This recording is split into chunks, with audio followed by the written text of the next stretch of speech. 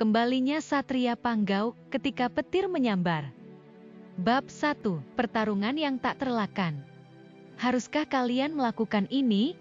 Dimah bertanya pada Nyawai, suaminya, yang sedang sibuk mengancingkan rompi petirnya. Nyawai berhenti sejenak untuk memandang istrinya. Dia berpikir sejenak sebelum menjawab, kami harus menghentikan mereka. Seperti yang kamu tahu, yang mereka lakukan itu membahayakan kehidupan kita semua. Apakah memang tiada cara lain, selain menggunakan kekerasan? Dimah mencoba membuat suaminya mengubah rencana. Kami sudah mencoba cara lain. Mereka bersikeras tidak mau berhenti. Nyawai mengulurkan tangannya kepada Dimah, yang dengan sigap membantunya mengenakan gelang perak di kedua belah pergelangan tangannya. Gelang perak selebar 5 jemari tersebut memiliki batu permata berbentuk ular emas dengan mata merah bersinar. Dimah mengikat kedua gelang di bawah masing-masing telapak tangan Nyawai, menempatkan lambang ular tepat di bawah punggung tangan. Nyawai mengambil pedangnya dari meja. Dia mengelus bilah pedang yang panjang dan tipis dengan jari jemarinya. Ku berharap hal ini tidak harus terjadi, tetapi mereka tidak memberi kami pilihan lain. Secepat kilat, dia mendorong bilah pedang tersebut ke dalam sarungnya yang terletak di bagian dalam gelang kirinya. Dalam sekejap mata, pedangnya tidak terlihat lagi, tersimpan di dalam gelang tangannya. Bagian terakhir dari perlengkapan perangnya adalah topi yang berwarna merah. Seperti gelangnya, topi tersebut juga terdapat lambang ular emas dengan mata merah bersinar. Setelah Nyawai memasang topi di kepalanya, lambang ular emas bermata merah terpasang tepat di tengah dahinya. Aku harus pergi sekarang, kata Nyawai kepada Dimah, yang mengangguk dengan muram. Lalu berjalan mengikutinya keluar dari kamar tidur mereka menuju ruang tamu. Di sana, adik-adik Nyawai, istri dan anak-anak mereka sudah menunggu Nyawai bergabung dengan mereka. Semua adik laki-lakinya memakai perlengkapan perang yang sama seperti dia. Nyawai mengamati wajah adik-adiknya satu persatu sebelum berhenti di wajah si bungsu. Ngumbang, kamu baik-baik saja Ngumbang. Kamu kelihatan tidak begitu antusias. Ngumbang terlihat semakin tidak senang,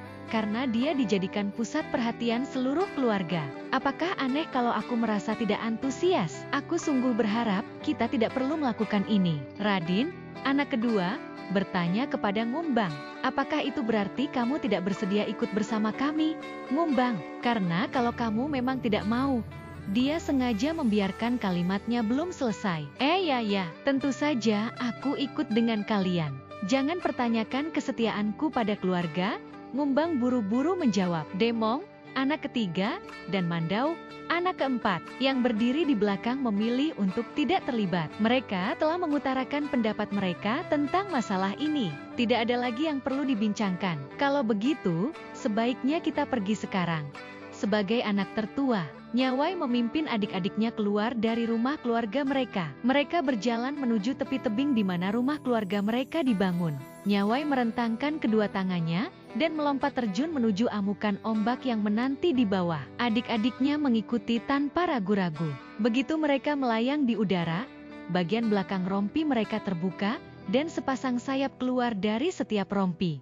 Nyawai mencabut pedang dari gelangnya dan menyambarkan rentetan petir ke permukaan laut yang transparan di bawah. Sambaran petirnya memecah alunan ombak sehingga air laut terbelah dua. Dasar laut yang kering memperlihatkan sebuah pintu yang mereka kenal sebagai pintu langit, pintu yang memisahkan alam langit dan alam bumi. Sekali lagi, Nyawai menyambarkan petir ke arah pintu langit, yang kemudian terbuka lebar, sehingga dia dan adik-adiknya dapat meluncur dengan mulus melalui celah tersebut. Mereka terbang turun memasuki alam bumi, melayang menuju daratan hijau terbentang yang menanti mereka. Istri dan anak-anak mereka tetap tinggal di dalam rumah keluarga, mendengarkan tanpa kata ketika rentetan suara kilat dan guru yang menemani suami dan ayah mereka dalam perjalanan turun ke alam bumi. Sendi, istri Ngumbang, memecah keheningan yang mencekam tersebut dengan suaranya. Mereka seharusnya tidak memulai pertarungan ini. Ini tidak akan berakhir dengan baik untuk kita. Lihat saja nanti. Jangan bicara seperti itu. Kata-katamu bisa mendatangkan nasib buruk kepada suami-suami kita. Tegur Setiri, istri Demong. Sebagai istri, kita wajib mendukung suami. Apa yang aku katakan tidak salah. Sendi bersikeras. Kalian semua tahu aku benar. Suami, kita tidak seharusnya memulai pertarungan secara terang-terangan dengan mereka. Apakah kamu pikir mereka akan menyerah tanpa melawan? Kita sudah tahu apa yang mereka sanggup lakukan dalam pertempuran. Dimah menghela nafas. Dia setuju dengan Sendi, tapi dia tidak mau mengakuinya di depan adik iparnya. Sudahlah, jangan bertengkar di antara kita sendiri. Bukankah pertentangan yang kita hadapi saat ini sudah lebih dari cukup? Tanpa menjawab, Sendi melengos dan berjalan pergi meninggalkan ruang keluarga. Terlihat jelas bahwa dia tersinggung. Setiri membalas dengan berjalan ke arah berlawanan. Anak-anak bergegas mengikuti ibu mereka masing-masing. Dimah menggeleng sedih. Dia berjalan ke jendela yang langsung memberi pemandangan transparan sejauh mata memandang. Dia dapat melihat awan kelabu di atas langit yang berarak menjadi satu. Seakan langit ingin membuka rahasia alam padanya tentang hari-hari gelap penuh gejolak yang akan keluarga mereka hadapi. Bersambung.